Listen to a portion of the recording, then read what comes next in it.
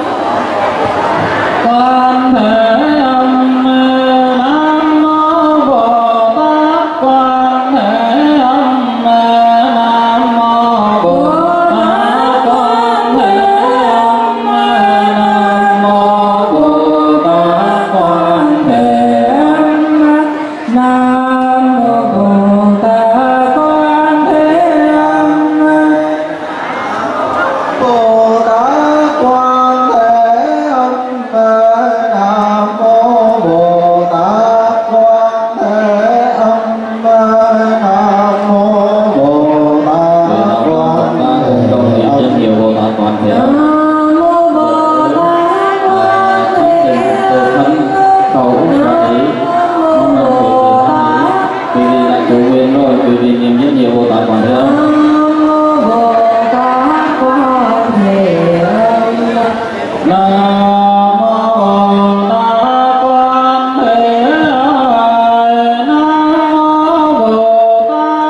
Quán Thế Âm.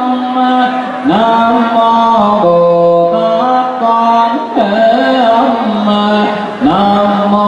Bồ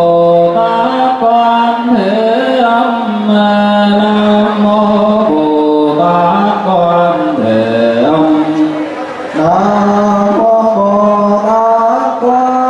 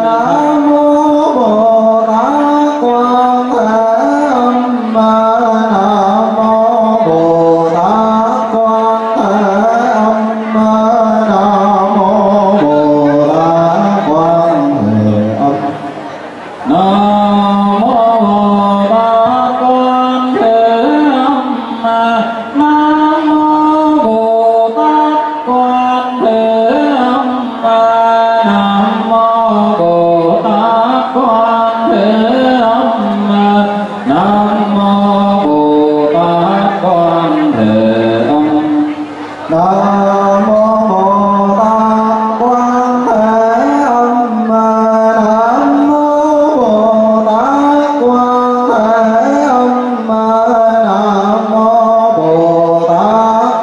Thế Âm. Nam mô Bồ Tát Quán Thế Âm. Nam mô Bồ Tát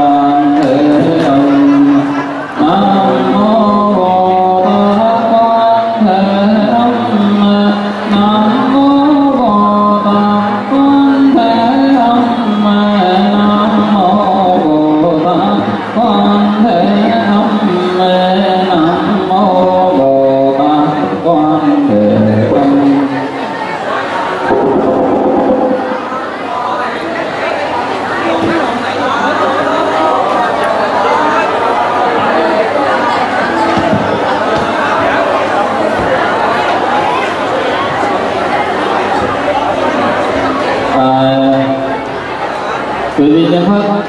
Nam mô Bồ Tát Quan Thế Âm. Quý vị cháu nào đang ngồi cầu nguyện cái đó từ Quan Thế Âm. Nam mô Bồ Tát Quan Thế Âm. Nam mô Bồ Tát Quan Thế Âm. Nam mô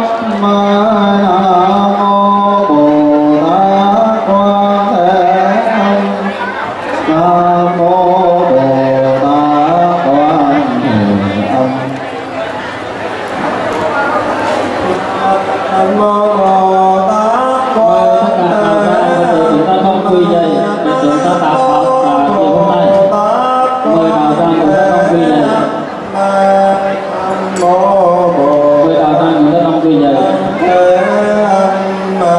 Quỳ nhưng mà đứng. Quỳ đạo ta người ta đông quỳ dậy.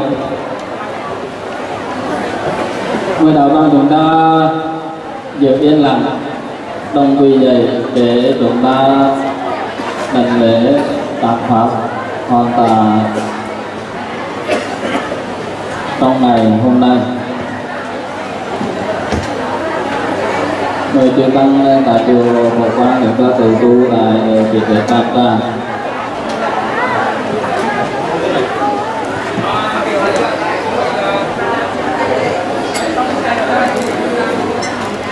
Nam mô Bổn Sư Thích Ca Mâu Ni Phật.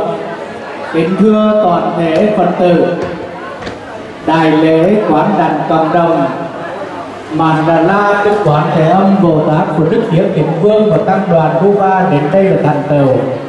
Tất cả quý vị quỳ rồi sau lưng của đại đức chủ trì để nghe lời cảm tạ của đại đức chủ trì và chư tăng dâng lên Đức Hiếu Kính Vương. Xin trân trọng kính mời.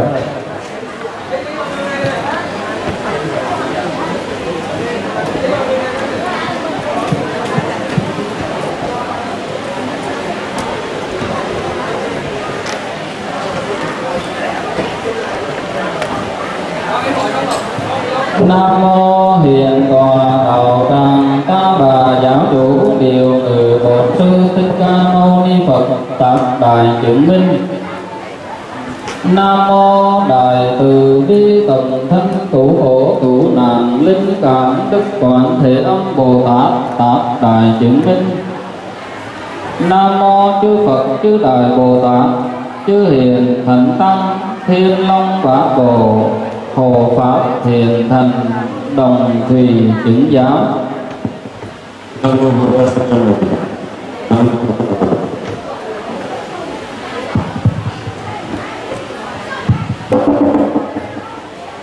Nam mô Buddha Sakamuni. Nam mô Buddha.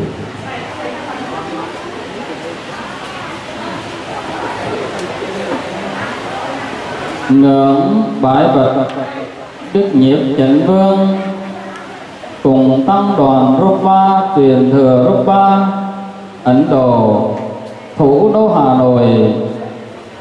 Thật là một thiện duyên thật lớn cho bốn từ chúng con được sự thương tưởng của quý ngài trở về nơi đây để gia tâm cầu nguyện, chia sẻ pháp thoại, nguyện cầu quốc thái dân an, Phật sự đại trùng tu đại hùng Bồ Điền sớm thành tựu như sở nguyện.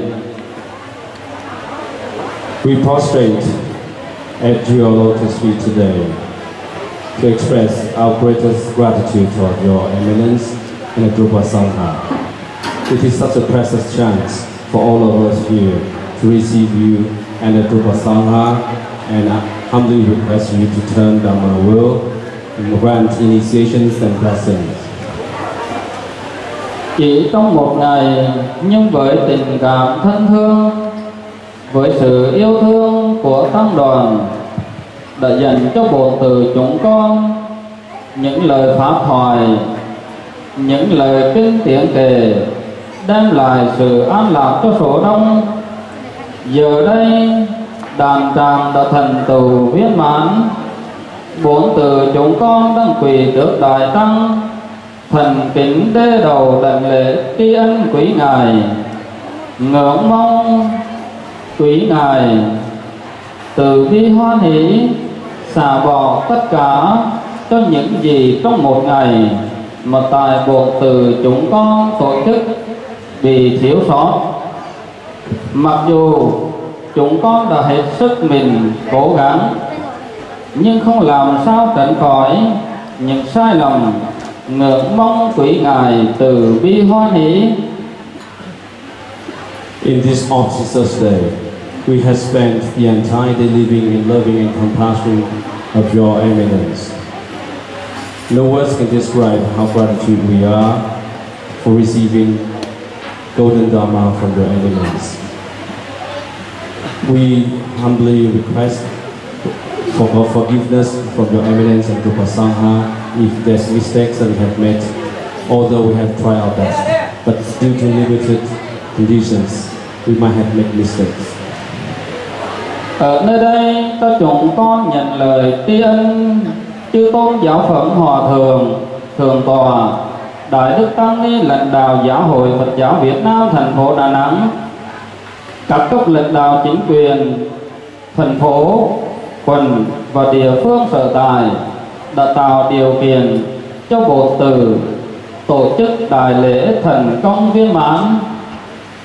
At this moment, the event has been accomplished. May we also express our sincere thanks to all the supporters, local government authorities, and local Sangha for their kind support. Chân thành cảm ơn tất cả quý vị Phật tử, đạo hữu, thiện nam tín nữ đã hết lòng hộ trì đàn tràng từ xe điện. Chân thành cảm ơn tất cả quý vị âm thanh ánh sáng. Chân thành cảm ơn tất cả quý vị ban ẩm thực, ban trật tự. Đồng chân thành cảm ơn tất cả quý vị đã hộ trì cho chúng tôi thành tựu đại lễ này. May we also express our sincere thanks to all the devotees and supporters being here today. Without you, the event cannot be accomplished. Thank you very much indeed. Cuối cùng, chúng con nghiêng mình lãnh lễ ngài Đức Nhiếp Chánh Vương cùng tăng đoàn truyền thừa Drukpa đến từ Ấn Độ, thủ đô Hà Nội, nguyện cầu Tam Bảo gia hộ cho ngài cùng toàn thể tăng đoàn pháp thể thiên an, tuệ đăng thượng diệu, Phật sự viên thành. Nam mô Công Đức Lăng Bồ Tát Ma Ha Tát. In the last word, may we prostrate at your lotus feet and pray that you will receive blessings from 10 directions, Buddhas and Bodhisattvas, for your ever longevity and ever accomplishment of all wishes. Wish you a successful trip in Vietnam. Chúng con thành kính đảnh lễ tam bái cúng dường ngài Đức Nhiếp Chánh Vương cùng toàn thể tăng đoàn.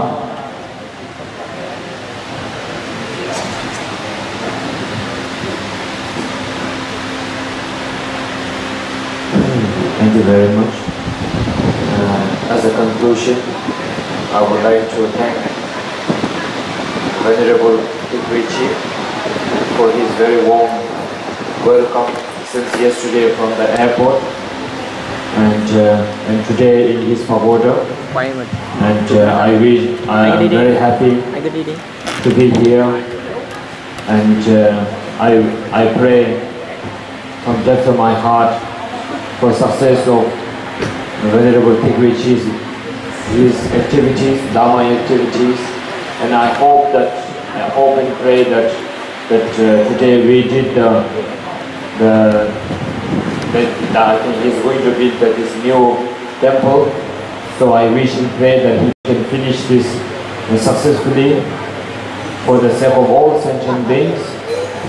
And thank you very much, everyone who ever here today, all my Dharma brothers and sisters. And I wish you all a very happy and prosperity and peace in your life, and most important, meaningful life, and with the blessing of Avalokiteshvara. And so from today onwards, I would like you all to request to practice this book that which I have given to you for yourself and for this life and for your lives to come, and for sake of all sentient beings. And only things what I want is I want everyone in this world to be happy, and I want everyone in this world to not to hurt, not to kill, not to animals, everything one very important. That's my always and every day my wish and my prayer, that everyone should live happily, not only animal, not only human, the animal who are inside the sea, or who are flying in the sky, who are in the grass, who are in everywhere, all the beings. My only hope and prayer that since I'm born until I die, my prayer is only that I want everyone to be live happily, you know, not hurting, not killing. That's my biggest hope and prayer.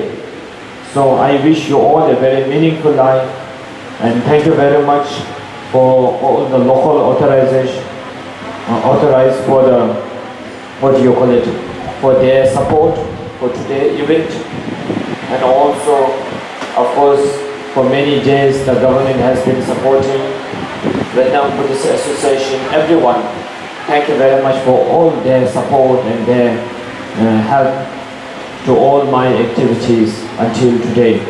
And thank you very much, and hope to see you again next time when he built a new temple. Thank you very much. Nam mô Bản sư Thích Ca Mâu Ni Phật. Tôi cũng xin gửi lời tri ân đến Đại Đức Trụ trì chùa Phủ Quang. Từ hôm qua đã tiếp đón chúng tôi rất nồng hậu, và hôm nay đến đây chúng tôi cũng đón nhận được tấm lòng của Đại Đức cùng toàn thể tăng ni nơi đây. Tôi xin chân thành cảm niệm công đức của Đại Đức và cảm ơn tất cả sự nâng đỡ hỗ trợ của các cấp lãnh đạo chính quyền của Giáo hội Phật giáo Việt Nam tỉnh, thành phố Đà Nẵng đã hỗ trợ mọi thuận duyên cho Phật sự này được thành công tốt đẹp. Tôi cũng nguyện cầu ngôi chùa Phổ Quang sớm được xây dựng lên trang nghiêm đẹp đẽ vì sự lợi ích của hết thảy hữu tình. Xin gửi lời tri ân đến toàn bộ các Phật tử có mặt tại đây, cầu nguyện các Phật tử có một đời sống ý nghĩa, luôn sống trong hạnh phúc và an bình, mãi mãi được sống trong sự gia trì và che chở của Bồ Tát Quán Thế Âm.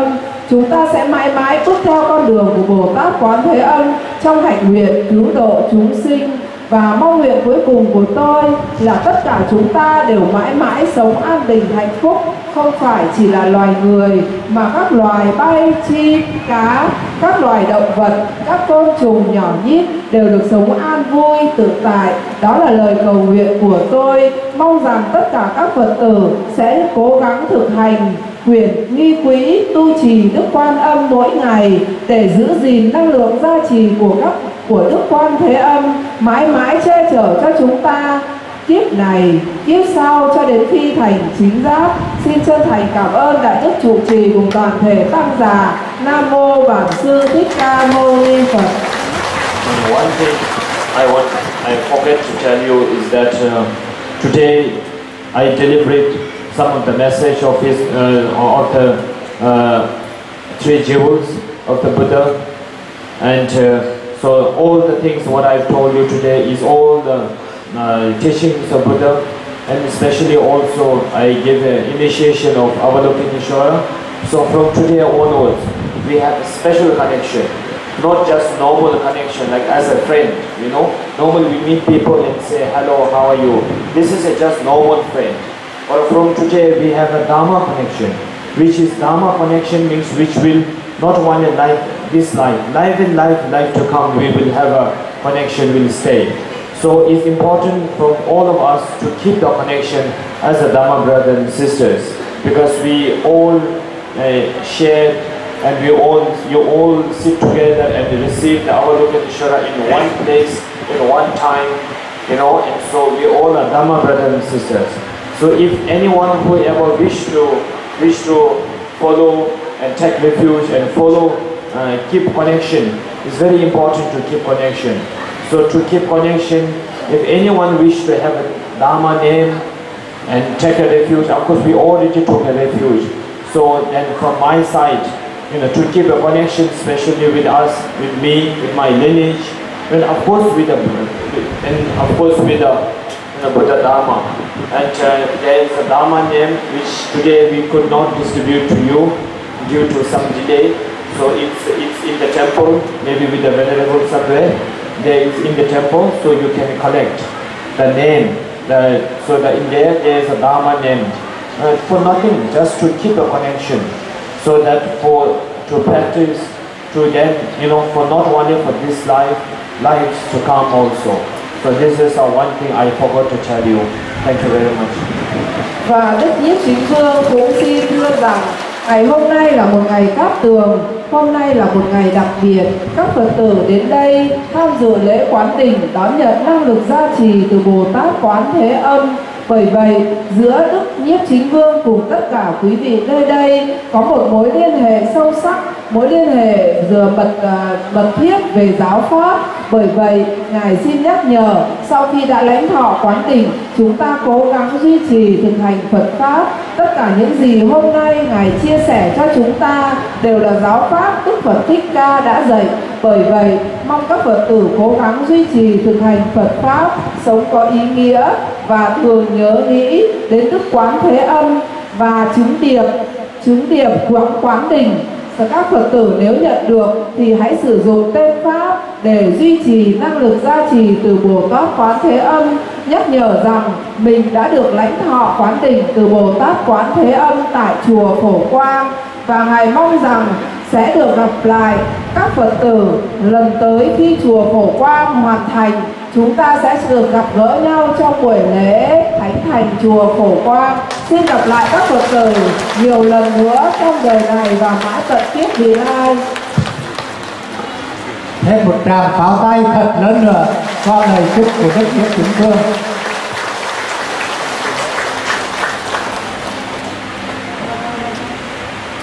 Chúng con xin đại đức chủ trì và chư tăng đứng dậy để tiễn đưa Đức Nhiếp Chính Vương và tăng đoàn.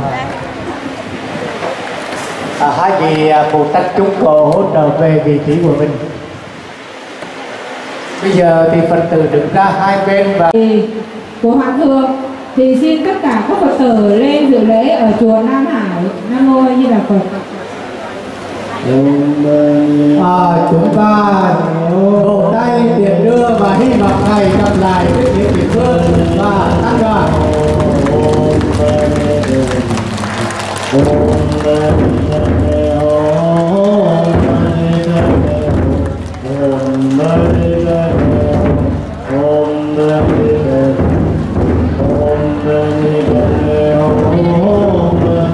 Quý vị ngồi xuống để nghe thầy thông báo.